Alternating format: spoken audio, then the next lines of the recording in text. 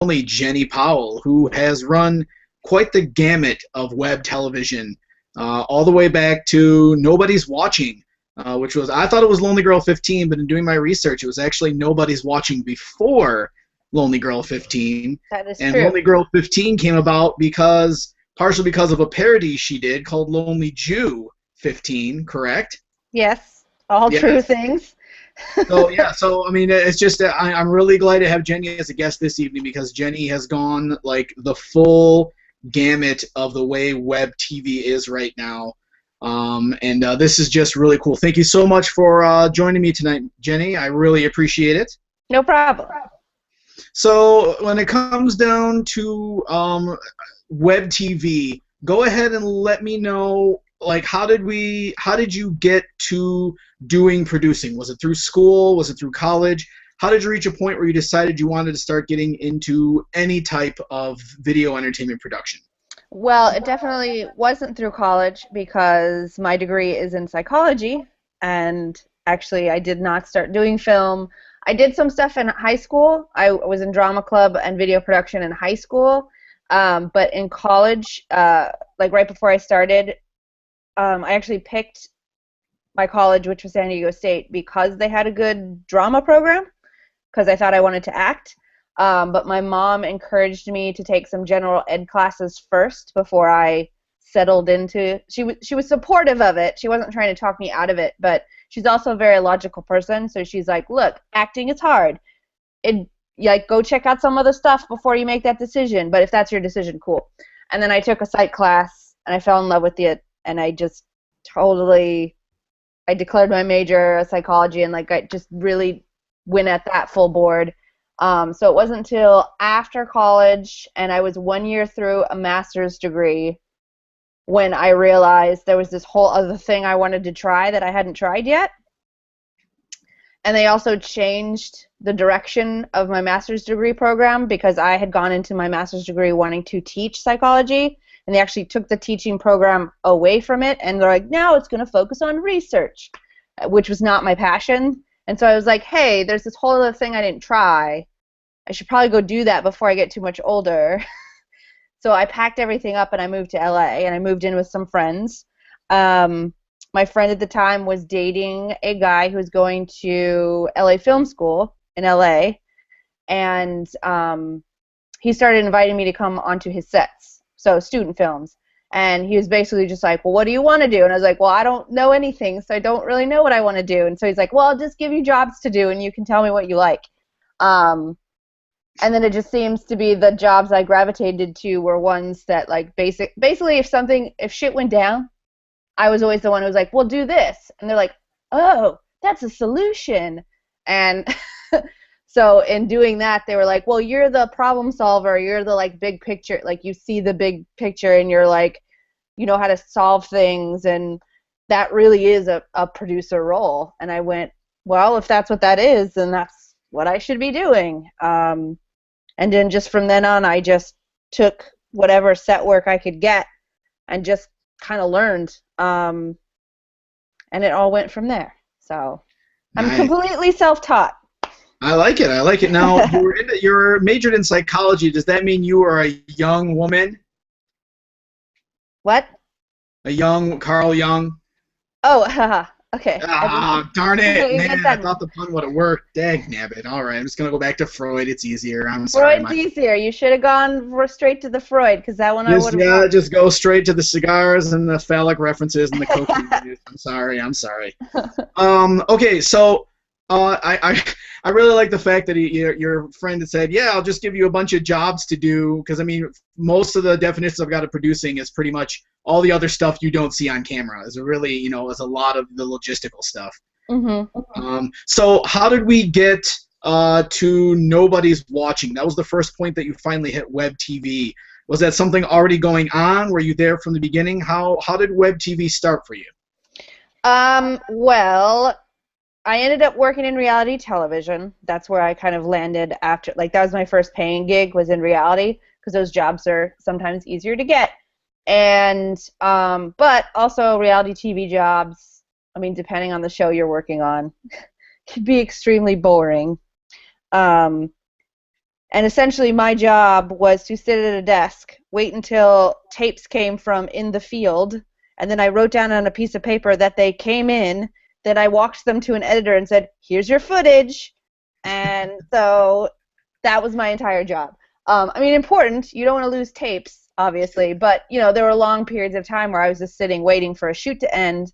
But I had a computer, so I started watching a lot of internet video, and I would actually credit the first stuff I started watching was actually vloggers, and very much in particular, I remember watching Philip DeFranco was one of my favorites. Oh, yeah. I can still sing his jingle. I can still sing that little jingle. Oh, yeah. Show. Oh, for sure. That's evolved over the years. I remember he did a video where he showed, like, the evolution of all the... Because he's had it reworked and redone every time, but he's never gone too far past, like, what he started with, which is pretty cool. But I think I just found the first Nobody's Watching video because, you know, I was just watching what was popular on YouTube at the time to fill the time, and then I found that, and it was one of the first instances where someone was trying to take the internet and tell a story. And also the whole phenomenon of, because I found their first video, because remember how it started was they were doing, like, parody videos of viral videos, was how Nobody's Watching started. But then I read about the fact that Nobody's Watching started as a pilot on Fox, which never went to air, but someone got a hold of it and put it up on YouTube. And it itself went viral, the pilot they'd originally shot. So then I think it was NBC bought the rights to it off of Fox because they saw some potential there, and that's when they started the whole experimenting with web video and using these two actors to try and tap into that world. And it was Paul Campbell, who ended up on Battlestar Galactica, and Taron, he's going to kill me for not remembering his last name, but he's on SNL now. Oh. Yeah, so... Taron Killam, I believe? Yeah. You got it. Yep. Yeah, so it was those two guys, and, you know... Yeah, I just saved your life, Jenni Powell. I just saved your life. You did. I was like, oh, now Taron won't come after me. But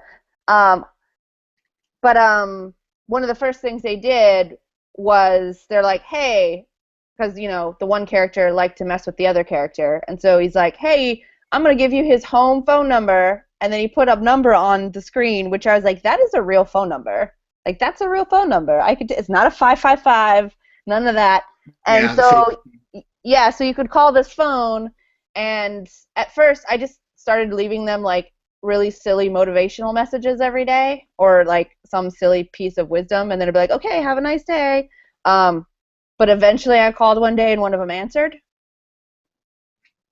So, nice. Okay. Yeah, and it was Paul. I remember this. It was Paul, and he answered the phone. And he was in character at first, but then as soon as I said who I was, he, like, almost immediately dropped character. He's like, oh my gosh, you're Jenni Powell. You leave all the greatest comments, and you leave us great messages. And I was like, yeah, I love this stuff. And we actually ended up talking about, like, some ideas for videos and stuff. It was pretty cool. You can tell how long ago that was because that was when comments were still good and valuable. Right. Nobody's Watching also had its own message board that was pretty popular. That there were a group of, like, hardcore people that were following this show and the progression of the show, and we would all get together, and it was that, like, community that I really liked about it, and I think that's what led into Lonely Girl 15 for me, was I was like, this is a really cool, fun thing to do online. It's pretty low stress, because it's like, I never went anonymous, like, ever. I was always just Jenni Powell. But there are other people who are like, oh, they would create a persona as opposed to be themselves. And it was like, whatever makes them happy, that's cool. Mm-hmm. Obviously, I was aware of internet trolls from the beginning, but that happens. Well, true. Well, and the trolls always existed. It's just they found a new medium of expression via the internet. Exactly. So that was nothing new to me, but yeah, the thing about Lonely Girl 15 that was really interesting was that a friend of mine actually came up to me and he goes, hey, you watch this internet video stuff? And I was like, well, yeah, I find it pretty interesting. And he's like, okay, well, there's this girl, right? She's posting these videos. I'm kind of worried about her. She says she's in some weird religion and she's like training for a ceremony, and I'm kind of worried about her. And I was like, oh, okay, that's interesting. And so he showed me the first couple vlogs of Lonely Girl 15, and I was like, this is genius. This is scripted. And he's like, no, she's real. And I was like, no, that's why it's genius, because it makes you think it's real.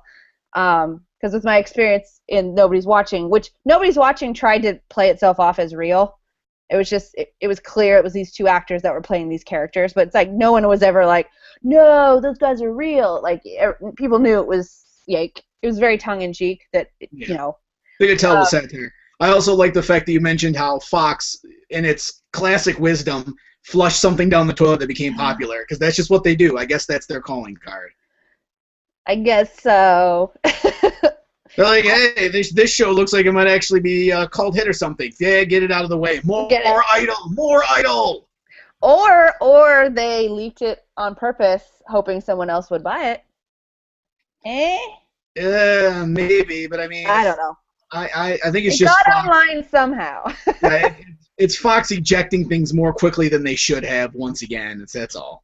I'm just wondering, like, if like somebody that works on Fox saw this pilot and was just like, this is too good not to, because it's very like insidery, like it's a show about fans of a show that are then given a show. Yeah, like it's hyper meta. That's Inception style. It's so hyper meta, and then, you know, once NBC bought it, then they added all those other levels of like, oh, and now these guys are parroting internet videos because they're fans of that too, and if and the whole premise was if the internet videos did well enough, NBC would give them a show, and so it's like, what? So the whole thing was like this crazy experiment that was awesome, but they never got their show. That's the sad part. Well, no, but I mean, one of them got a job on Saturday Night Live, so I mean, there is that. Well, and the other one got Battlestar Galactica, so it launched the two of them really well. Exactly, yeah. You know, Nathan Fillion got Castle after Firefly, and so it worked out. Basically, Fox launches careers by making their mistakes, but they're fortunate for the people who they sort of dump on the side there. So that's cool. Yeah. All right, so let's look at this. I actually wrote this list down here. This list of things that Jenni's been involved with. It's rather long and involved. We start with Nobody's Watching, of course. You started interacting with Lonely Girl 15, and then thanks to Lonely Jew 15, you got to work with EQAL, or did they call themselves Equal? Yeah, Equal. Okay. So was this a parody you created? Was that your show, or how did Lonely Jew get you around to working with Equal? Lonely Jew started because I'm just going to say right now, I feel very anti-Semitic when I say that. It just sounds weird coming off my tongue. But I get the joke. I like it. It's just it sounds inappropriate when I say it. Sorry. It's all right. It didn't mean to be inappropriate. No, it's all right. It's just that Jewish guilt hit me. That's all. Oh, sorry. Lonely Jew started as a sketch in a larger show because I was taking sketch writing classes at the Upright Citizens Brigade Theater, and I'd got together with a group of people to write a sketch show, and the concept was, well, the show was called The History of the World According to YouTube, and the basic premise was if historical figures had YouTube, what would they do with it? So the first thing I came up with was, well, if Anne Frank had a camera, she would video blog, because that would just make sense. So I wrote the first sketch, which is the first episode of Lonely Jew 15, and it was supposed to be a one-off, because if you watch the first one, it takes a really dark turn at the end. That's all I'll say. But I decided, we ended up not doing the sketch show, but they were like, hey, I mean, we shot that piece as a proof of concept for the show, and like workshopped it at a couple places, and they were like, why don't you just put it online? Like, you're part of the Lonely Girl fandom or a community, like, I don't think they'll turn against you. And I was like, you don't think that's like too much? And they're like, no, I mean, you're not being disrespectful about her, you're just it's almost like introducing her to a new generation of people that wouldn't know who Anne Frank is. And I was like, that's a good way of looking at it. So I put the first one up, and I just kind of asked people in the Lonely Girl community if they liked it, and they resoundingly said, heck yes, please make more.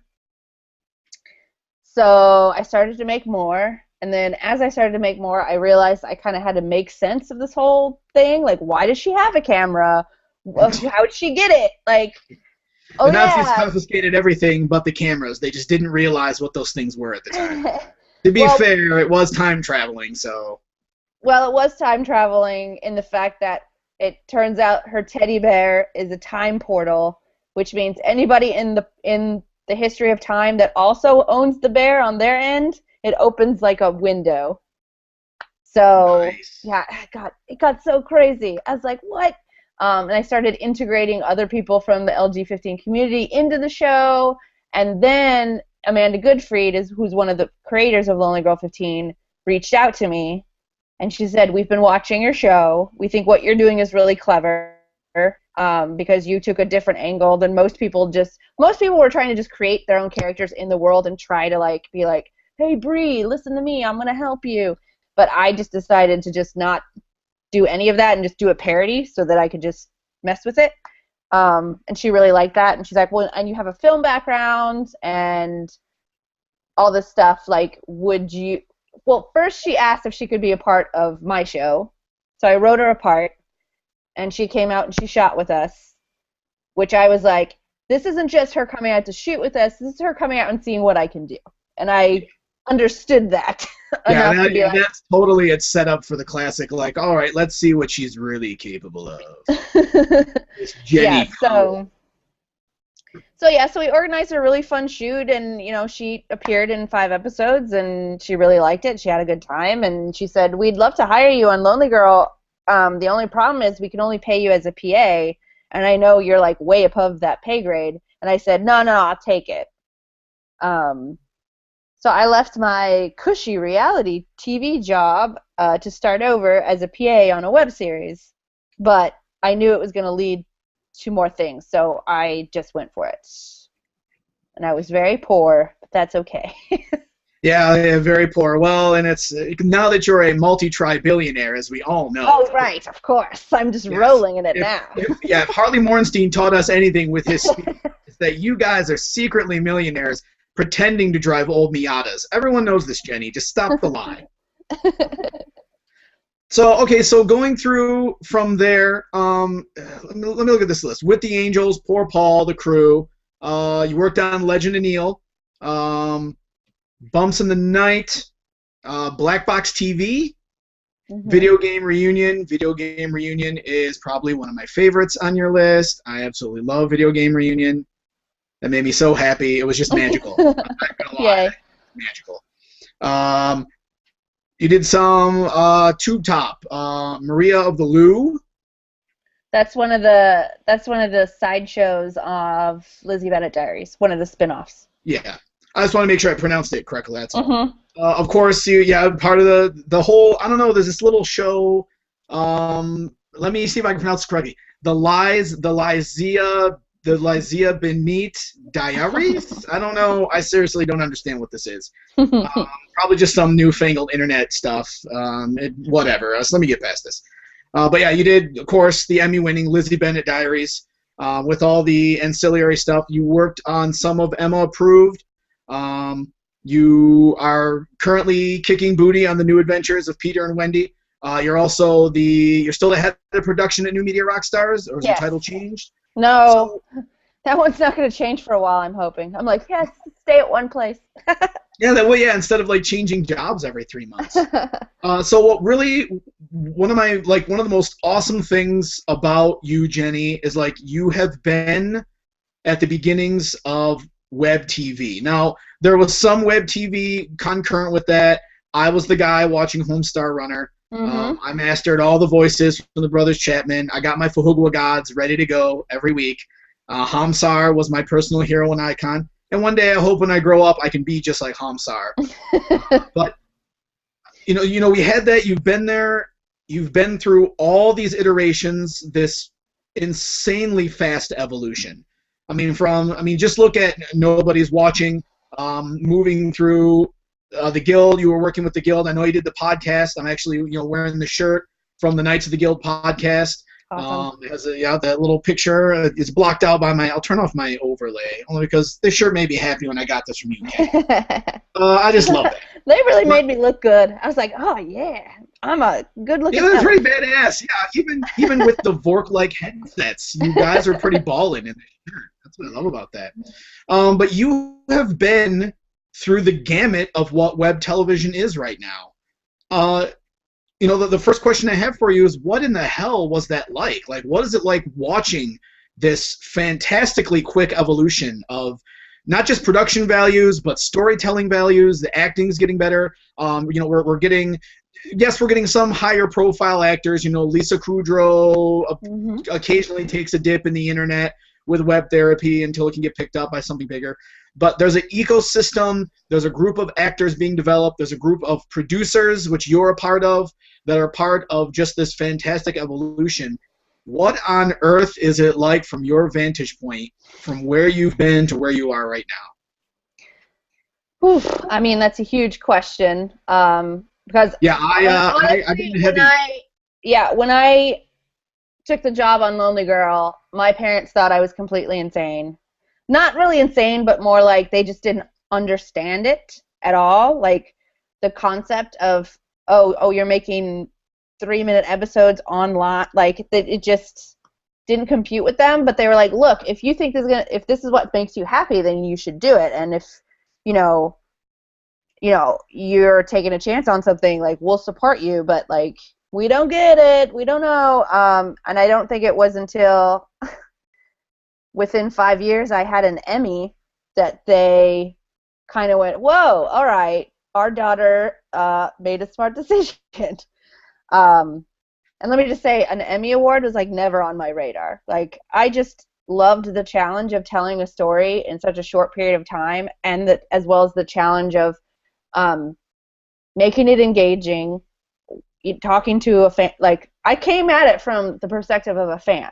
I was a fan of internet video and what it could be, and through that, I just kind of latched onto anything I saw I mean, it really all boiled down to story. Like, everything I've worked on, you can see it like has really good stories, or a great concept, or something that's really unique about it that you can't get in any other form of media. And I think that's what's really been why I've been successful, is because I don't know, that type of storytelling is one that I really understand.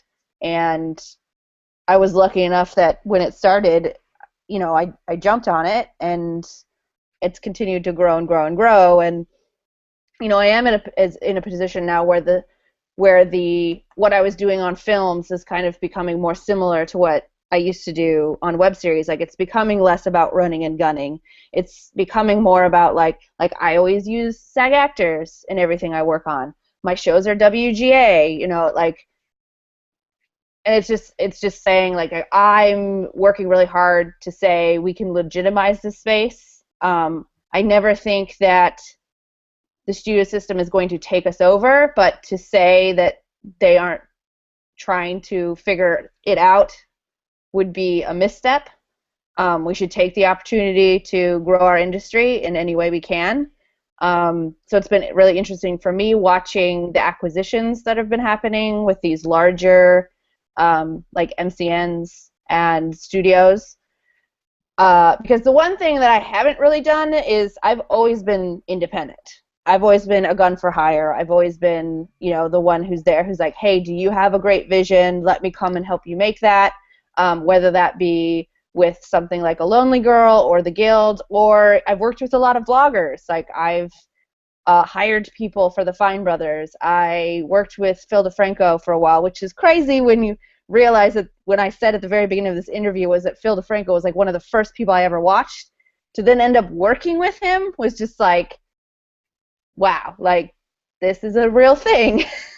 Yeah, well, I like that you seem to have a really interesting history of coming full circle, because you loved Lonely Girl 15, you did your parody of it, you got involved with it, and then lo and behold, what do we come around to produce later on? The Lizzie Bennet Diaries, which interestingly seems to follow the sort of thematic production of Lonely Girl 15. Absolutely. Yeah. Now, how much did your Lonely Girl experiences sort of shape or help you come towards working on Lizzie Bennet?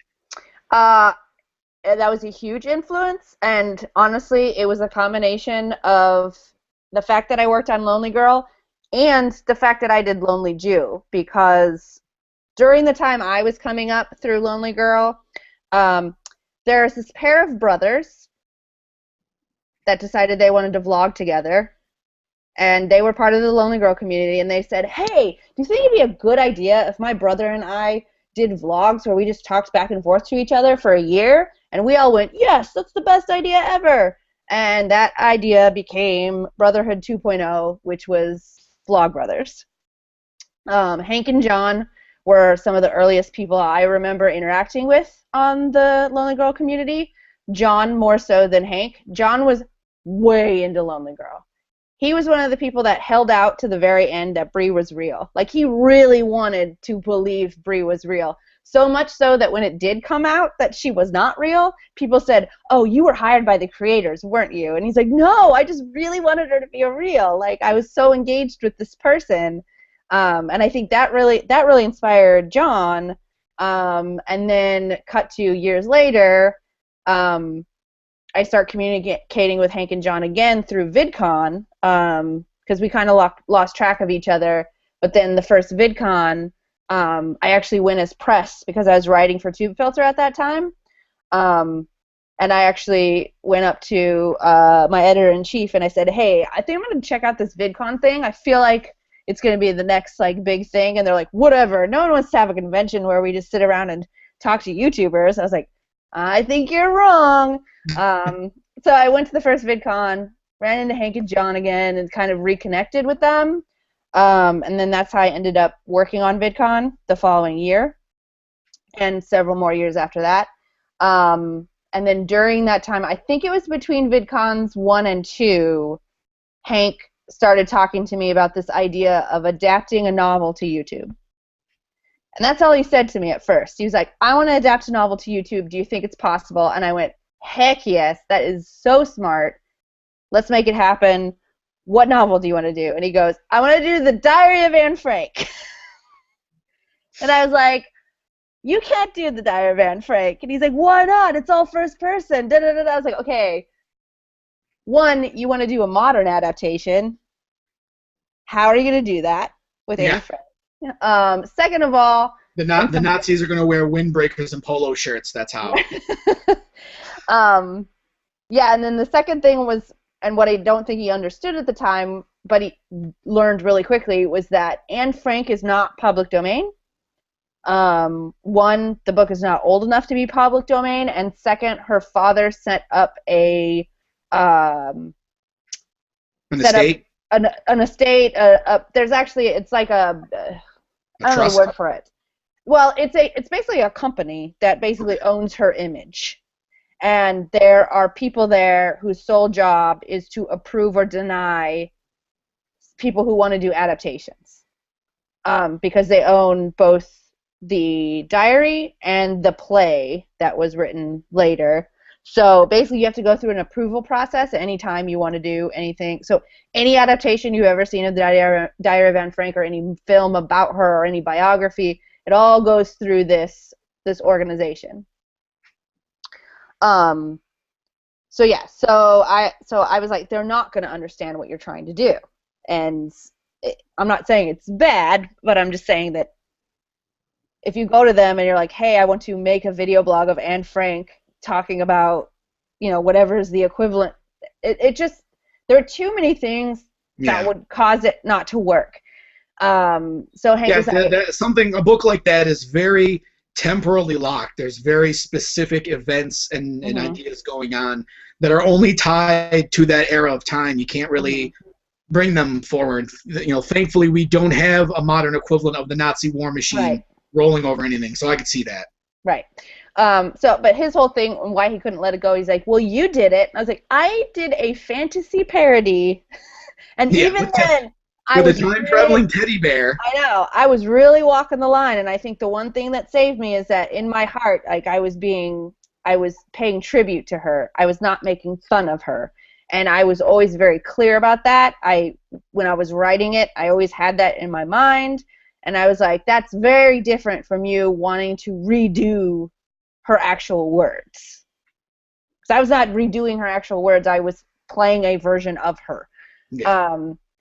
So then it kind of all went back to square one, and he was like, well, then we need to find another book to do. And at first he was like, let's find another book to do. We'll shoot some episodes as a proof of concept to take to the Diary of Anne Frank people, and then they'll let us do it.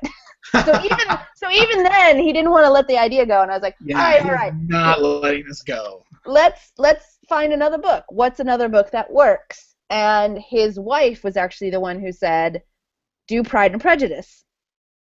And we both reread it and realized that it would really work. So then I was like, great, we've got the book. We've got you and I. Neither of us are writers. Wah, wah, wah, wah. Great. So, And then you went back to the Anne Frank idea again. Oh. No more Anne Frank. At that point, he was like, oh, we can do this. And I was like, yes, we can do this. Let's do it. But independently of me, Hank then met Bernie Sue at a YouTube event. And he brought it up to Bernie, and Bernie's like, well, I'm a writer, and Hank's like, oh, we need one of those. Great. Do you know Jenni Powell? And Bernie's like, yeah, I know Jenni Powell really well. So Bernie came to me after that, and he goes, this thing that Hank wants to do, it's really a good idea. And I was like, I know, we should do it. So once we got Bernie, that was pretty much like the light bulb, like, oh, okay, now we've got someone who can, like, I can produce the crap out of this show. Bernie can write the crap out of it, and Hank can market the crap out of it because he's already got that built-in audience. So once we had those three main people in place, it kind of just all went from there. So Hank and I actually developed this show for like 2 years before we did it, but once we started to go, it was just like, it just went. And then all of a sudden it'd been a year, and we'd done 100 episodes. Yes, very very short episodes, but that definitely you did the whole way. And I like the fact that it didn't like burn out, because there's always that risk. You don't know whether the audience is going to burn out or anything. But the fact that you not only executed a modernization of Pride and Prejudice, but that it actually worked for the audience, and this was long before even the thought of an Emmy was coming up. I think that's probably one of the coolest things about it. It was completely out of left field, whereas the YouTube is so fad-tacular, if you know what I mean. Mm-hmm. It's like, here's the cool thing for now. All right, discard it. What's the next cool thing? Discard it. What's the next cool thing? Discard it. And I was really blown away that it went back to that Lonely Girl 15 sort of vlogging style, and completely succeeded. Like, that was just cool. It really goes back to, and there's been some discussions in like the IWTV group for Facebook, but I really believe that it really comes down to the story is the thing. And if you execute the story well, and you get it to the right audience, it's always going to work. There's nothing you can force, because especially the internet audience, they see through bullshit. They smell it a mile away. They're not necessarily anti-corporate, but they're very anti-insincerity, and they're really against fake displays of sincerity where you pretend that you give a shit about the stuff that they do. So to see that come out of left field like that and succeed is just another one of like the crazy things that would never happen in television, in films and stuff like that. It's just another reason why the internet has a flexibility that the other parts of entertainment just can't get to. Right. So me personally, I started doing VB around like the middle of the guild is when I started doing Vampirism Bites. And as part of the guild crew, I just want to thank you guys. You'll be my representative to the show, but I want to thank you guys for helping inspire me to sort of take the plunge and try to do a web series from here in Michigan. Because it was a simple enough setup that was done well enough that basically showed me you don't have to immediately take up residence in LA and begin the fruitless search for a representative while you wait tables. Make something now. Go make something. Go put it out there. And so watching the Guild allowed this, this poor fat kid out of Southeast Michigan to say, why don't I try to do this and put it up there? So thank you very much for being part of the vanguard there that started this operation. Well, thank you. Yeah, that's literally one thing I've always loved over the years with anything I've worked on are the people that come out and say, you really inspire me to know that like I could tell a good story, and I don't have to have like millions of dollars or an agent or any of that stuff. Like it's you have to have a lot of heart, and you have to have, and there's some patience involved, because a lot of times, I mean, things like like Lizzie Bennet, like we had a marketing plan in place that was going to go up 3 weeks after we launched, because we just assumed no one would see it at first. So we were like, we'll wait till there's enough episodes out, then we'll do a press push. And we were just like, that's a good plan, because none of us expected that out the gate it would just start snowballing into what it was. We didn't end up doing that marketing plan. Like, we had this whole marketing plan we didn't implement because people latched onto it for whatever reason right away, and it just went from there. Thanks a lot, audience. Yay, audience! But we have tons of fans of the show who have gotten together in little groups and been like, we want to do Anne of Green Gables. We want to do Much Ado About Nothing. We want to do, and it was like, yeah, do it. And a lot of them are very popular. And then there was this one guy named John who's like, is this the Diary of Anne Frank? Because I would really like to. And then you just slap the book out of his hand. Just stop, John. Stop. Like, no more. No. Yeah. Now I'm just going to picture John every time, like, holding that book and people slapping it out of his hand in every room that he's in. Well, but what was interesting about the whole thing, and it was more Hank than John, but John ended up setting part of his novel, The Fault in Our Stars, in the Anne Frank house, which again was one of those things where like he had to get that approved and all that stuff. So he kind of understood that what we were trying to do was like impossible. Yeah, once he finally got a taste of the logistics, he realized that was not going to be the best idea in the world. Yeah. So me, I'm trying to get my next show off the ground, did my Kickstarter campaign, got my balls kicked in, just got pimp slapped like I owed Kickstarter money. But I like to, I like to talk about, it burns, but I like to talk about that because I like to talk about challenges and struggles and failures, because that's the part that we don't get to talk about. No one wants to talk about that, and I get it because it sucks and it burns and it's embarrassing and all that stuff. But the problem is, so much, especially in WebTV right now, so much is focused solely on successful elements that all of the toiling that took place to get to those elements doesn't exist. We don't see it. It doesn't exist. And I think that does a disservice to the actual process of creating not just quality content, but how you establish a reputation, how you establish a brand and an identity in a WebTV world. So tell me, Jenny, about some of that struggle for you, moving through the gamut. Let's talk about this a little bit. Yeah. Where is it hard, especially for you? You have success, and success didn't magically make everything suddenly instantaneous and simple. It only changed the challenges. But tell us about some of the struggles, some of the toiling you've had to do to get to where you are. Right. Well, like I mentioned, in the beginning when I took the job with Lonely Girl, I gave up a full-time job with a salary and benefits to start over as a PA. And I accepted that was something I needed to do in order to dive into this new world. But it was not easy. We were a very small crew. Lonely Girl was, basically the actors, a producer, a camera guy, a director, and me. And it was very exhausting, and we were shooting 5 videos a day. Not just simple vlogs, because they were scripted, even though we were shooting them vlog style. So it was a very exhausting process because we were having to shoot every single day, and we would shoot basically a week behind. So we would have everything set up for the next week, and we'd shoot it out the week before so the editors could cut it and then release the episodes. So that's a very exhausting schedule. by the end of it, because I worked on the last season, and then they went on to do LG-15 The Resistance, which I chose not to continue on, just because I was burnt out. And not a lot of people know this, but I actually left LA after Lonely Girl. Not that I regret any of it. Everyone I worked with was lovely. Most of them are still my friends. I've worked with a lot of them again. It's just that having to keep up that amount of production constantly, it leads anyone to burnout. Yeah, the pace will break you. Absolutely. Yeah. So I actually moved to Kentucky, of all places. I was actually dating someone in the Lonely Girl community. We'd been dating long distance for a couple years, and I decided if this is going to work at all, I've got to be where you are and give it a shot.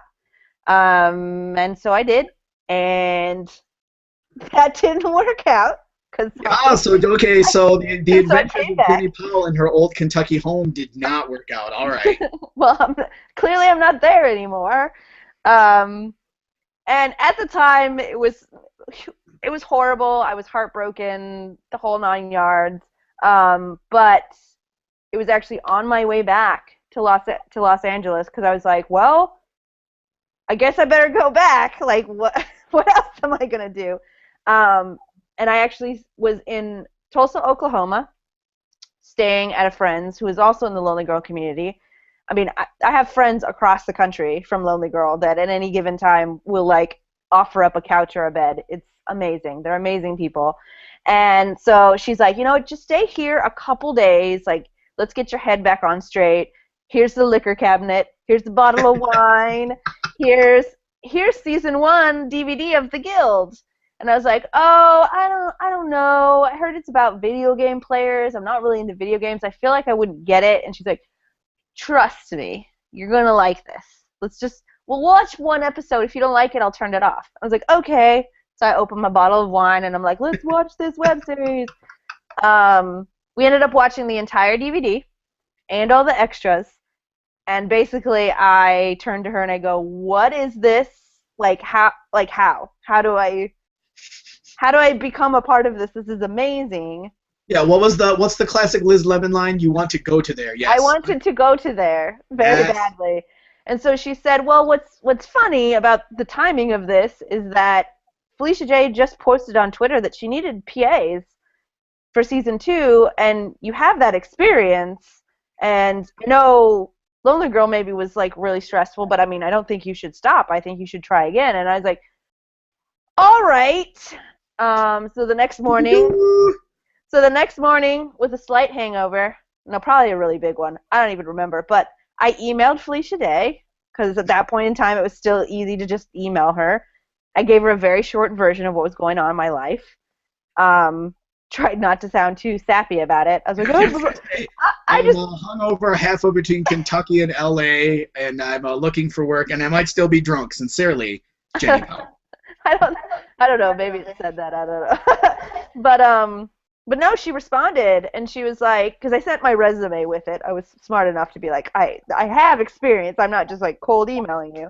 And she's like, hey, this sounds great. Why don't you come to set this weekend and be a PA, and my producer will send you a list of things for you to pick up on your way in, and we'll see how it goes. And I was like, okay. And I was like, oh, this weekend, huh? Oh, 4 days from now. I better start driving, like, now.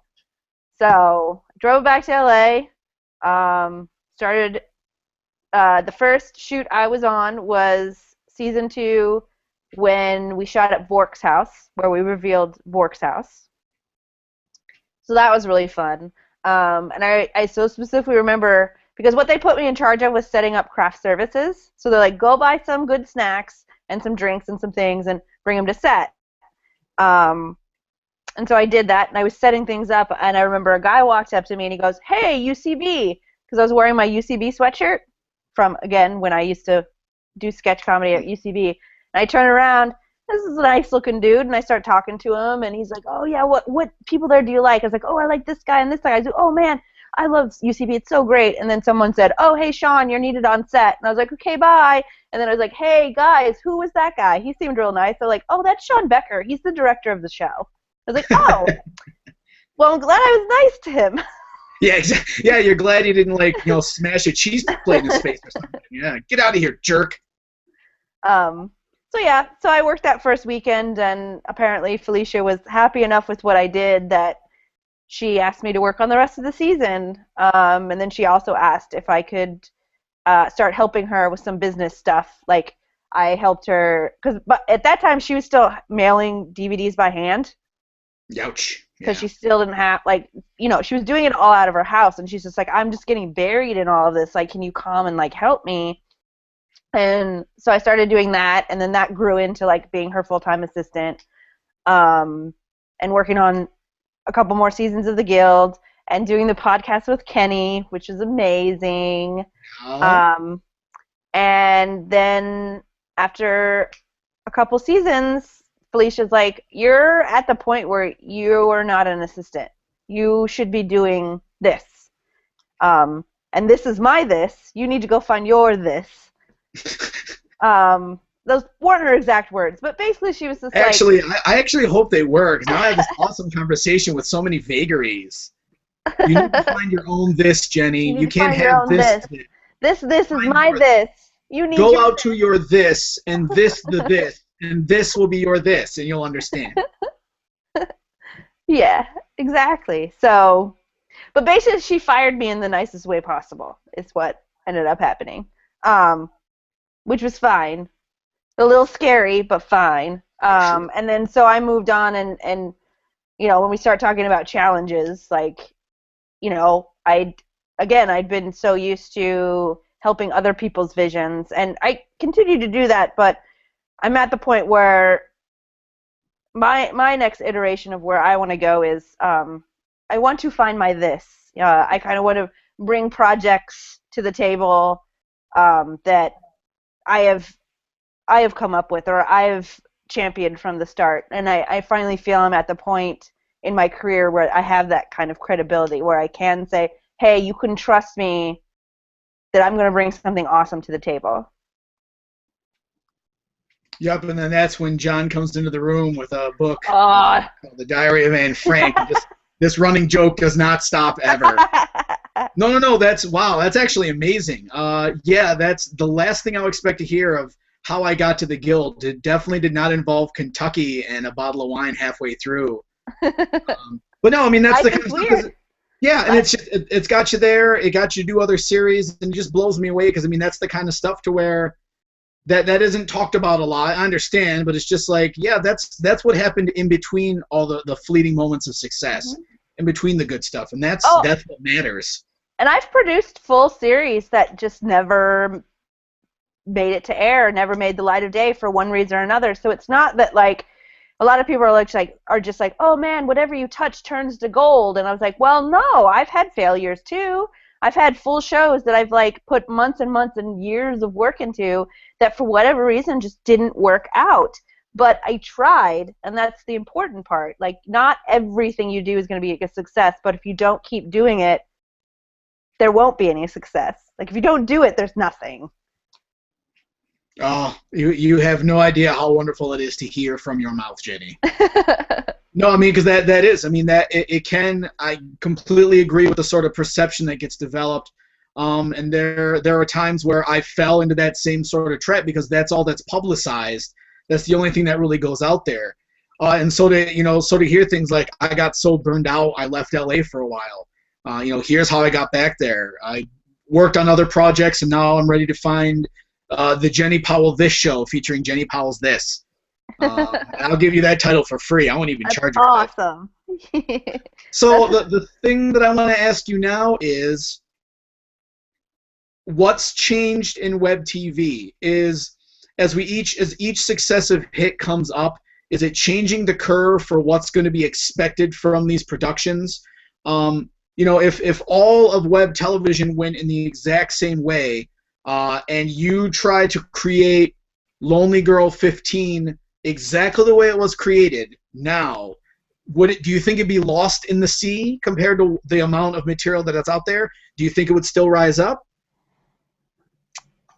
So is this as if Lonely Girl 15 never existed and I'm just making it now? Exactly, yeah. The Lonely Girl 15 is just, this is, you don't have all all the experience that you had isn't there yet. You're trying to get the show off the ground from the experience that the people had creating it. Do you think, and it would be made, of course, but would you be able to get it as viewed and as successful as it was, considering the sort of cacophony we have now? Right. Well, I mean, I think if you see the success of Lizzie Bennet Diaries, like, yes, it's very doable. That, I mean, vlogging has only gotten bigger over the years, not smaller. And a lot of people focus on the scripted content, which is fine. I know a lot of us work in that space, but people seem to take for granted like how popular vlogging is and how sustainable it is if you have the right person in front of that camera. And I think if you brought someone like Brie to today, she would still be as endearing and loving, and you would still gravitate towards her today as you would have, as we did back in 2006 when she first showed up. It might be a little different, especially if other scripted content existed, because the thing that really stands out with Lonely Girl is that it was the first to take the vlog format and turn it into storytelling. So if LG15 didn't do that at the time that it did, it might be a little different, because a lot of the exposure it got was in that transition from people not knowing if it was fake or not to them admitting it was fake. Because the weird thing that happened with the Lonely Girl community at that time is, instead of like completely imploding on itself because they were like, we believed this girl was real and we loved her and you took that away from us, a crazy thing happened that new people came, and a couple people did do that. A couple people rage quitted. They were like, oh, she's not real, I'm out, like, not interested. And that's fine, but a huge influx of people that loved story came in, and they were like, Brie has a good story. Who cares if she's real or not? You're telling a good story, and it's a really interesting story. And the layers of story that were happening behind the scenes with the fan-created stuff and the alternate reality games, and like there were so many levels to the Lonely Girl community that you may or may not have been able to recreate now, considering what really launched it was this epiphany that, oh, you can do an engaging story in the vlog form. But if Lonely Girl hadn't done it at the time that it did, someone else would have. Okay, yeah, I'm always curious about that. Would you say that the sort of curve for web series production is getting changed every time we have a major hit? You know, we had The Guild, There Will Be Brawl, Video Game Reunion, Video Game High School then came in, and that sort of changed the curve. And then Lizzie Bennet came in, and it sort of, you know, changed the curve again. Are the expectations getting increased in order to, you have to have higher production value in order to get consideration from an audience? Is that becoming something to where it's like, DIY is going to get, at the very least, it's going to get ignored. At the very most, unfortunately, it's going to get derided. I've unfortunately heard far too many web TV producers that talk about those other crappy shows that are, you know, ruining the average or whatever. I don't know what math formula they're coming up with. Yeah. But does it feel like, from your perspective, that the expectations on production value, the curve is changing now? You have to try to aim higher immediately as opposed to just starting in your backyard. I don't know that I personally believe that. I think well, no matter. That's why I'm asking you. What do you think? I believe that, you know, you're not going to get to the high production values unless you work your way up to it. Like, unless you're like just out of film school and specifically did your training in how to shoot the most amazing web video, like, you're gonna have to start in your backyard before you're gonna get to any sort of level. Like, I mean, look at any vlogger that's successful today and go watch their first vlog. Their first vlog is gonna be a mess. Like, nobody produces like the perfect vlog right out the gate. Like, you have to work at it. And the same with scripted shows. Like, I mean, yeah, there's outliers, but I mean, if you look at Lizzie Bennet Diaries and the people involved, we've all been working on this for a very long time. It wasn't like we got together and we're like, let's make this show, guys. It was like built on backs of years and years of experience and trying other things. So no, I don't think that's going away. I think that's true for any industry. I mean, you don't come out of the womb and know how to make a high production value film. You take years to perfect what you're doing, and only the people that are really passionate about it will stick with it because it's a lot of work. I mean, I didn't go to film school. I had to learn it all, and there's still things I learn every day because I don't know technical terms for things, but I know how they work. I don't know how to make them look pretty, and that's the stuff that, I mean, even amazing people that go through cinematography programs, if they don't have the eye and they don't have the passion, they're never going to get to like the level of Jan Michael Lasada, who's this amazing cinematographer in the new media space who just makes everything look amazing. But they're all, you have to find those people or become those people. It doesn't just happen. See, now you just totally ruined my completely false perception that you just found a clipboard with a pencil in the alley one night, and then suddenly you were a producer. I swore that's what it was. That I had bet money on that in a Las Vegas book. Man, I owe Ziggy some money. This is gonna suck. So let's talk a little bit about the new media space. Speaking of which, you are the head of production over at New Media Rockstars. Let us know a little bit what is NMR. New Media Rockstars started as an editorial site about 2 years ago. It was founded by Benny Lau.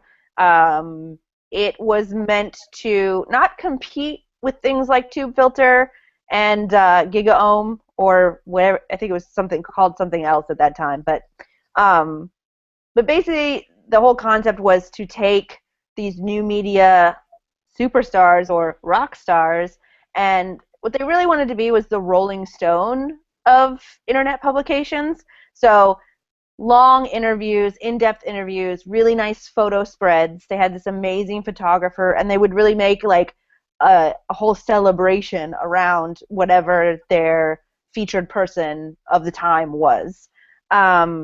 That was moderately successful. It became really clear that the types of people that love vloggers aren't going to go read a really long photo, like a really long article about them, because they already know all about them from their vlogs. So it's like, well, I'll just watch their vlogs, and then I know everything about them. I mean, that's kind of the whole fan to vlogger perspective. That's how that works.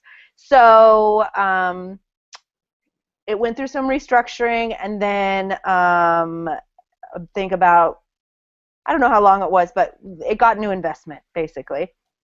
And the investors wanted to add a digital arm, a digital production arm, to New Media Rockstars. So keep the editorial. That's never going away. But now we should also produce our own content with this concept of like working directly with different talents and different people in the digital space. So say, for instance, and I always use Flula as an example because I love him, and he's an amazing guy, and he's an amazing vlogger. So, we went up to Flula and we said, hey, Flula, you're really great at what you currently do on your channel, which is your vlogging, and he does this thing called auto tunes, which is amazing. You should check it out. But has there ever been another show you'd like to do that maybe you don't have the production capability to do on your own, but if you partnered with us, we can create some really fun content with you. We'll do something where, we release some of the content on our channel and some on yours, and we'll push back and forth to each other, and, we can share our audiences. So that's the concept. So finding YouTubers that want to try new things and maybe do some scripted content, which is, there's a reason they hired a scripted person as their head of production. It wasn't just to like make vlog style shows. It was like, let's try and see how we can push this to the next level. Very cool. And I heard there's a guy named John who has an idea. So there's a book he's been looking at it on his desk, and it's just a note it's been picking at him. So where are you hoping? Is there like a plan? Is there a certain sort of goal that you're looking to take NMR into at this point, or are you just trying to sort of develop the stable, as it were? Well, I mean, it's hard building a production arm from nothing. What was really funny is when they hired, because I knew what New Media Rockstars was when they hired me, and they said, come to our offices downtown. You'll start July 1st. I was like, great. So I'm thinking, I'm going to walk on the door. There's desks and chairs and offices and a studio. They're like, oh, we're gonna have a studio, and I was like, oh God, this is amazing. I have a studio. So I get there on July 1st. I get up to the office. They open the door. It's a big empty warehouse, and they have the floor plans, and they're like, okay, make it. We have to make it. And I was like, oh, when you said that getting a studio, you meant we literally have to build the studio from the ground up. So it was this really cool experience because I mean, I hadn't had that experience before. It's like, oh, hey, where would you like your desk? Where are you going to put the walls? Where are you going to put your staff? Like figuring out all those logistics. And did it feel like Sims Office Space? Is that what it felt like? A little bit, yeah. Yeah, just like, I'm thinking, oh, someone stole my lamp. Crap. We still need to get lamps. So. Oh, ouch. Okay, we have track lighting. So we can see. But yeah, so right now it's a lot of building infrastructure, and it's been a really rewarding experience. Like, literally I get to hire a staff and build a team, and I'm fully confident we're going to start putting together some amazing things, but like you have to walk before you can run. It's almost like I'm now taking that next step, which is like building it from scratch. Because again, I've been a gun for hire. I fit in where you put me. But at this point, it's like, okay, now there's no fitting you in. You're making this. You're making this happen. So yeah. So we don't have a ton of content yet, but we will soon. We have plans. Big plans. Excellent. That doesn't in any way sound evil or megalomaniacal at all. I think I saw lightning in the background. Yes. Yes, lightning in the background. Oh no, very cool. And we'll put links to this New Media Rockstars, some of Jenni's shows, stuff like that. We'll put links to that down in the descriptor page for the YouTube archive version, so that way people can peruse as they wish. I hope you have a lot of free time. There's a lot to watch. There's a lot to watch. Well, and they get to pick, like, what are you in the mood for? You can pick this part of the library. You can pick Black Box TV. You want to see some horror? It's Halloween. Check out Black Box TV. I can't wait to see what Tony Valenzuela is going to do for Halloween this year. He always does amazing stuff. So he does. It was very nice to see horror like that popping up on YouTube. Like that was again something else where you're not expecting it. You're waiting for Saw 27 to come out in the theaters. But to see something a little different and fresh coming from YouTube. So the current show that you have coming up now are not just one but two seasons of the New Adventures of Peter and Wendy. So where was the pivot from LBD, and then you did some of Emma Approved? Where was the pivot from the Pemberley Digital stuff over to Peter and Wendy? I'm very interested about that. I mean, it all just kind of happened sort of organically. Emma Approved, while I loved everyone involved and I loved the show itself, my passion was not that particular story. And I think that became kind of clear as we were going through it. Like, I had an amazing time casting it. Like, I was, I had the eye for, like, who could fit where. I actually stayed on the show as the casting director through the entire show, and I also cast Frankenstein. So I still had involvement in all the Pemberley Digital projects. It's just being there day to day was something I kind of moved away from because I kind of had some other stories I wanted to tell. And when Kyle Walters, who was one of the leads in Welcome to Sanditon, came up to me and said, hey, I'm thinking of doing a Peter Pan adaptation, I went, yes. It was another one of those moments where I was like, yes, we must do that. Let's do that now. How do we do it? Yay. Because Peter Pan, like, Peter Pan and the Chronicles of Narnia probably are the two things that shaped my childhood, like, completely. And so to hear that from Kyle, who is honestly the perfect most perfect Peter Pan, just from knowing him over the years, and I was just like, this could really work. Like, this could be amazing. And so I just made a decision that I would go and do that. Okay, good. So you weren't. It wasn't a fired from this to find your this situation. It was more of No, no, no. that became the this you wanted to do because this was more interesting than that at that time. At that time, yeah. Okay. But again, I still loved, like, oh God, that cast for Emma Approves is just too perfect. I love all of them, and just Emma. I didn't gravitate.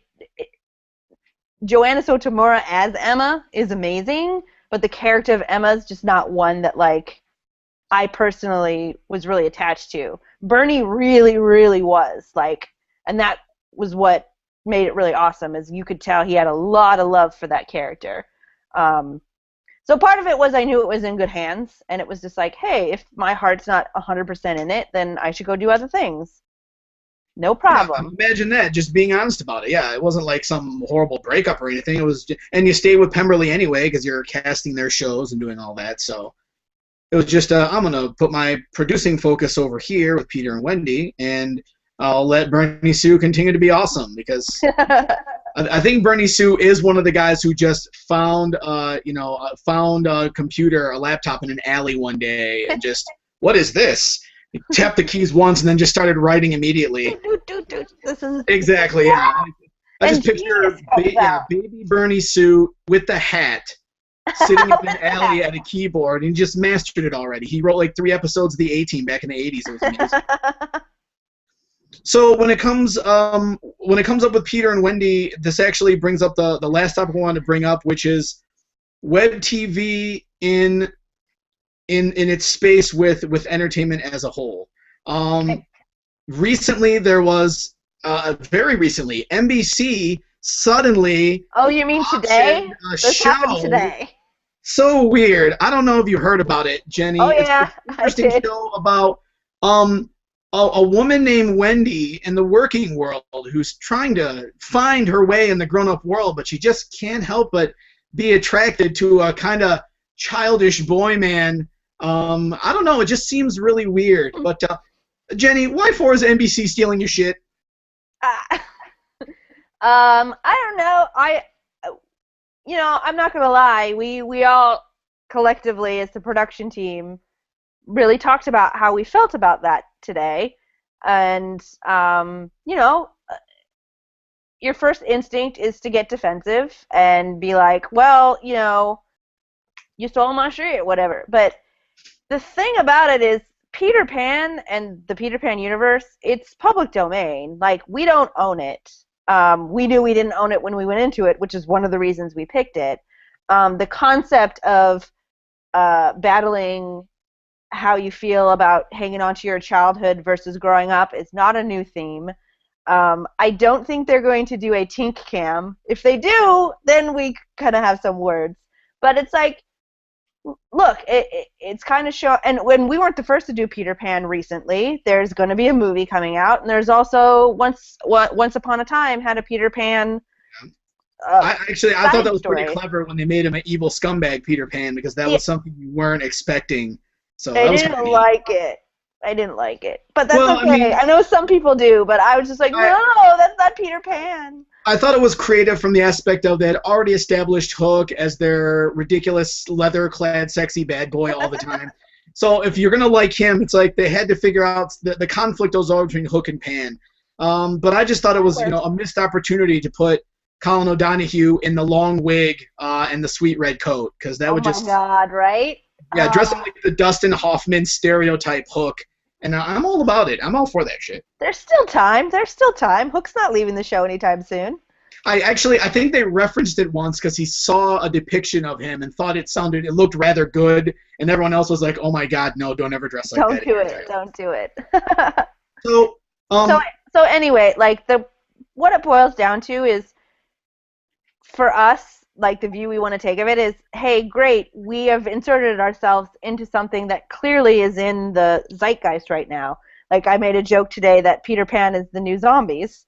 And hey, if that means like we're in the center of that, because we do have the honor of being the only web adaptation of Peter Pan. If anything, like we'll pay attention to when the show starts, and we'll kind of be like, hey, you love this show? Watch our show. Like if it's good, that helps us because we can be like, hey, you like that show? Come watch our web series. If it's bad, we can go, that show sucks. Come see our good web series. Nice. So there's really no reason to be antagonistic about it or have hurt feelings about it. I mean, this stuff happens all the time, and I've seen it happen. And I mean, if anything, you could say I could get really defensive every time somebody wants to do an adaptation because I did one, which is crazy because people have been doing adaptations forever. Yeah. So it's not about getting defensive if other people are doing something in your universe. Just make sure you're honoring your universe. Sure, I can make sense of that. I think the thing that struck me is it wasn't so much that they were doing it. It was just how closely its sort of theme sort of mimicked the New Adventures, and so it kind of boggled me to where it's not the effect that I say why for did they steal your shit, but when it comes to these ideas, there's a lot of ideas where they're sort of plucked from the web, but for some reason they never seem to take the original, the idea originators with them in this transition. They're just sort of like, that's a great idea. Let me get this former sitcom star to do this, this, and this, and let me get this TV producer. So the next question I have is there any inkling or any clue as to why they're not sort of bringing you guys along yet? It still seems like there's a very, very harsh delineation still. I mean, you guys have, for Lizzie Bennet Diaries, there's an Emmy under your belt. And so you would think that would make them go, okay, perhaps we should work with them. But even still today, there's a very harsh delineation to where it's like, that's web. And we can call ourselves whatever we want. We've had those discussions. Are we a web series? Are we web TV? Are we a webisode? Are we original series? Are we a digital streaming original Webbia verite experience of artistic expression? Whatever we want to call ourselves, but they still delineate it, and you still see you play on your side of the fence and we play on our side of the fence. And Peter and Wendy looks like a great idea, so we're just going to bring that into our fence, if you don't mind. So what is it? What is it that's sort of blocking more of a symbiosis? It's not about like, oh, we're going to buy Jenni Powell and she's going to be taken away from WebTV. But what's the breakdown? From your point of view, of course.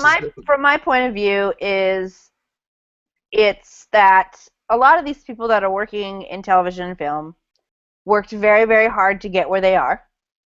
And I'm not saying they don't think we don't work hard, but I think it's very much like, well, if I bring like Jenni Powell over, that's now a job that's going to be taken away from somebody in television.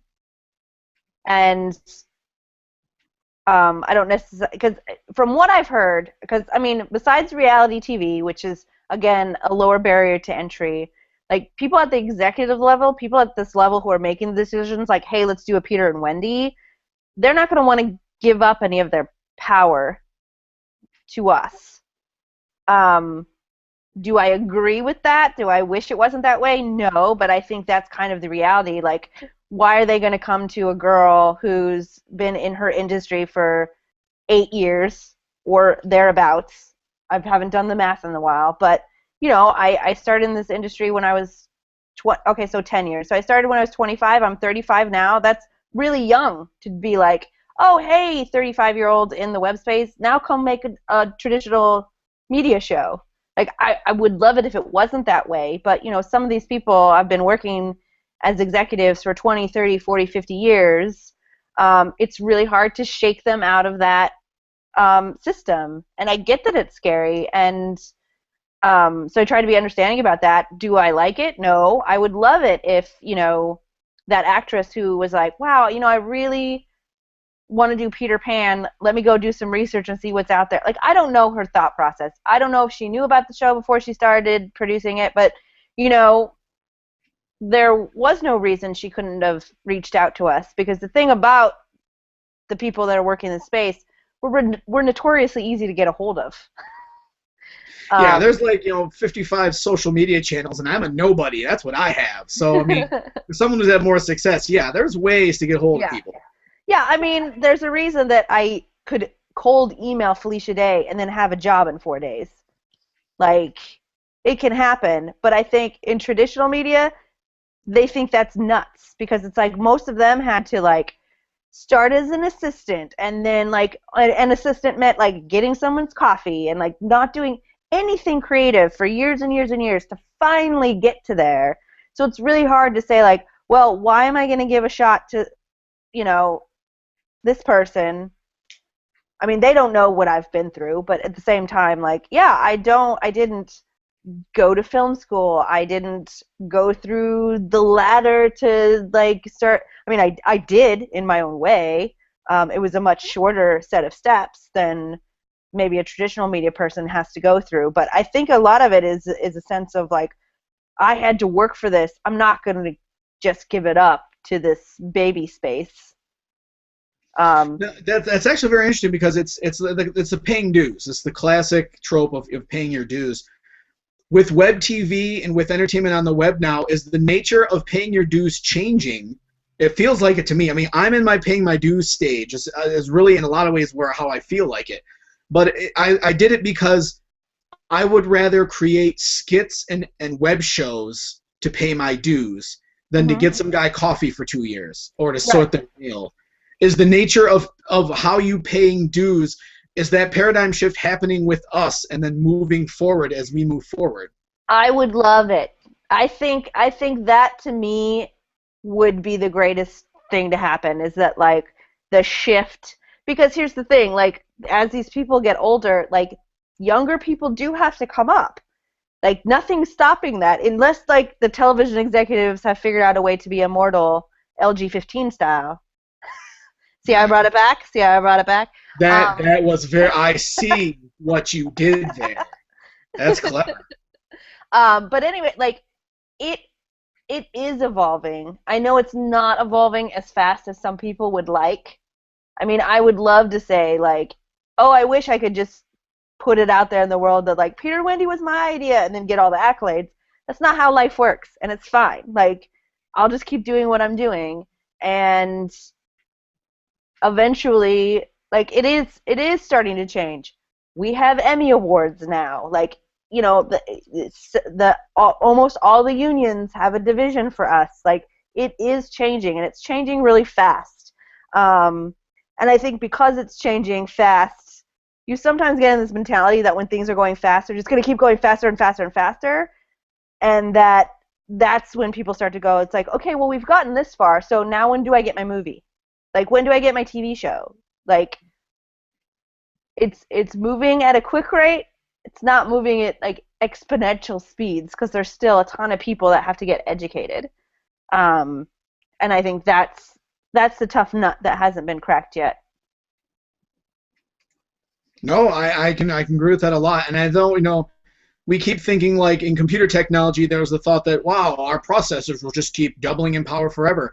But there actually is a point where they won't. Like, you don't, because you won't need it, and there's no reason for it. I think it's the same thing here. Like, I think web television is quicker only because we've had traditional TV as a sort of frame to be able to base everything around already. So there was already a technological and logistical framework. Rhythms for producing a show, rhythms for writing it, rhythms for putting it through the development stages.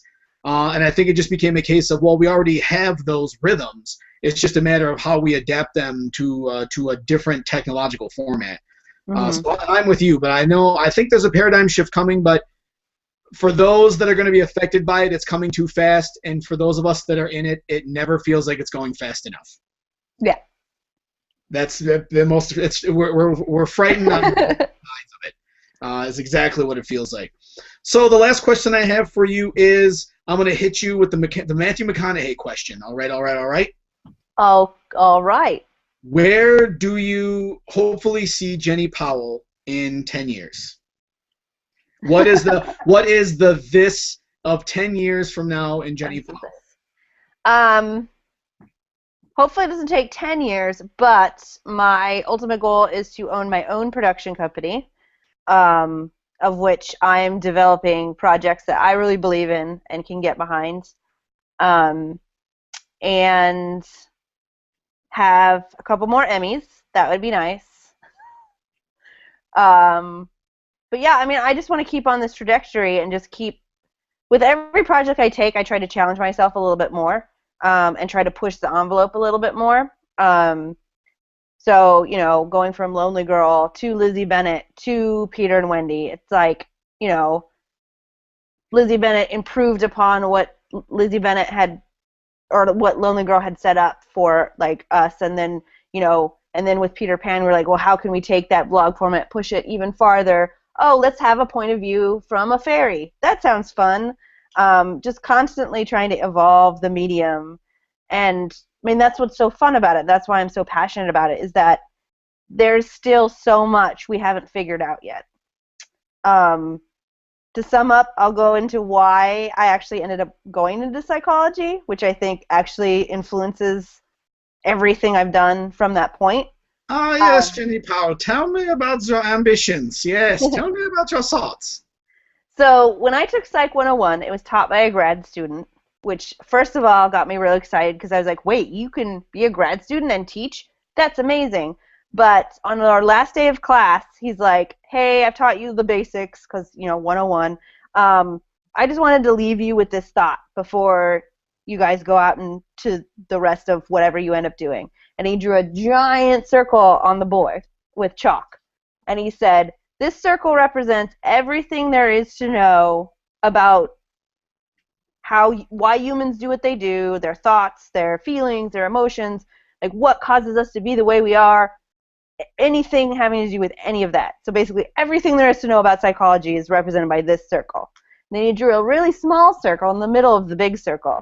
And he pointed to that circle and he said, that's what we know. So basically what he's saying is that like there's all of this circle of why we're the way we are that still needs to be discovered. That any of us in that room could have been could be that person, whether it be like discovering a new gland in the human brain or like, and so it basically like opened up my brain and went, oh my God, there's so much I could be doing that hasn't been done yet. And I think you can take that concept and apply it to our industry. That big circle is like everything we could do with what we have available to us, and the little circle is like the successes we've had so far. So there's still all that empty space that needs to be claimed and discovered and conquered, and that's what's really exciting to me about why I do what I do. Is there's so much still that hasn't been figured out. No, very cool. I like it. Very mind expanding. I try. So to finalize it here, someone else is looking to get into producing and creating web series. Mm-hmm. There's a million things you probably want to tell them, but what would you say are probably the 3 most foundational things you would want to tell someone else that's at an earlier part of where Jenni was a few years back? What would you want to tell another aspiring producer or another aspiring content creator? Foundational things that they'll want to make sure to know or sort of research first. Sure. Get a camera, unless you know you can't run a camera, find somebody who has one, because tons of people have cameras, and actually start shooting stuff. Like, just start that process. Start figuring that out. 2, reach out to people that are doing what you want to do and ask them if they need any help. Or just ask them out for coffee, or just, be really respectful and be like, hey, can I just shoot you some email questions? I wouldn't be anywhere I am now if I hadn't been reaching out to people that I respected and that I thought that I could help and learn from. And then 3rd is just like, don't be afraid to make mistakes, because again, not everything is going to be a home run. If you're going to start in web videos, start with projects that aren't precious to you. Don't take your like dream project you've been wanting to do all your life and throw that right up online. Like, do some other stuff first. again, it's all about building blocks. Like, build the blocks of your foundation so that when you get to the point where you're ready to do that passion project, it'll be really amazing. So far, I've also talked with Allison Van Orr, I've talked with David Nett, and when I've talked to people that have been in like a production or producing capacity in some kind of show, I always love hearing almost the exact same sort of foundational principles. I mean, that really just shows you how important those very basic blocks are. Yeah. Try to do stuff, and it's not going to be the best, but for gosh sakes, try it, do it, try to create something, and be nice. Just be nice. Just try to be nice. Don't be a dick. Yeah, like if someone's going to be a douchebag to you, okay, you can deal with the douchebag after they've established the douchebaggery, not when you assume it. For example, Jenny did not slap a cheese plate into Sean Becker's face and call him a punk. Thank goodness. Yeah, and she didn't know who he was. She could have maced him and kicked him in the groin, but she didn't, because Jenni Powell says be nice. And look where it got her. There would be no Peter and Wendy if she would have drop kicked Sean Becker. That's all I'm trying to say. Wow. I love that Sean Becker has become like the moment I could have failed. No, I just like the idea that it was you're like, well, I decided to be nice to this stranger who was talking to me, because I mean, for some people they can be, not to that hyperbolic rate, but some people can be standoffish or they will get defensive, and it's those moments where it's like, yes, they're new, but just feel it out, be nice to them, figure out who they are, because you never know. Just being an asshole to people or being standoffish doesn't really work well. No, not at all. So thank you, Jenny, so very much for being my guest this evening. This was a really awesome discussion. I really appreciate it. Yeah, I had a great time. Thank you so much.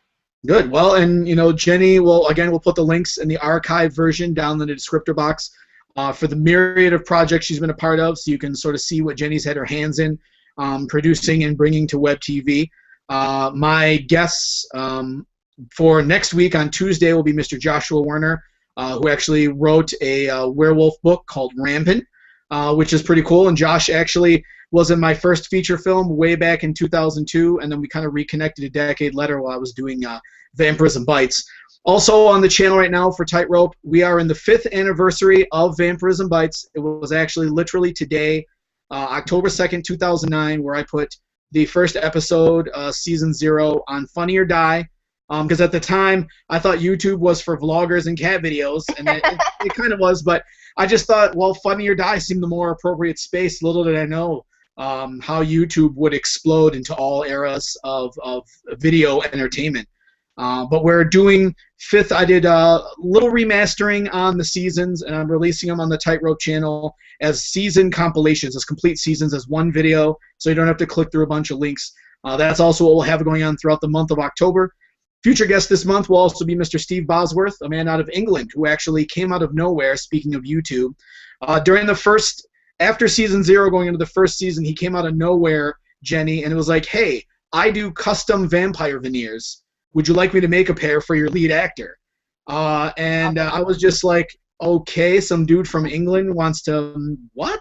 And little did I know he would actually create custom acrylic vampire veneers for all my lead actresses throughout the entire series. And that was a contact that I wouldn't have made without WebTV, without trying to do my show. And again, a lot of that comes from some of the work you put in to bring web television to where it is, and some of the work you done inspired me to create it. So once again, Jenny, thank you for your part in what I'm doing way over here in Michigan. You're very welcome. It makes me really happy. Good. People should be a little happier. I was thinking about slapping a cheese plate in your face, but then your story, put me against it. Although I do love cheese. I love cheese, cheese though. Is good, but not slapped in our face cheese. No. That's always disrespectful cheese. So when you start making content for New Media Rockstars, I have this awesome idea. It is called The Diary of Anne Frank. And what I'm trying to say is we can do this without any problems whatsoever. I have a buddy named John. He's really interested in doing this. It might fit at NMR. I'm not sure. I will talk to my team and see what we can do. I knew it. It's just a matter of time, Jenny. If John just keep cranking away, we would get this. On behalf of my guest, Miss Jenni Powell, I am James Fernandez. I am the man to blame here at Tightrope. Thank you for joining us tonight. We'll see you again on Tuesday at 8 p.m. Eastern, 5 p.m. Pacific for Mr. Joshua Werner. And until then, Tightrope will be celebrating 5 sucking years of Vampirism Bites. Every Thursday we'll have a new season up, and hopefully you'll join us for those and future Talking the Tightropes. Have a good night.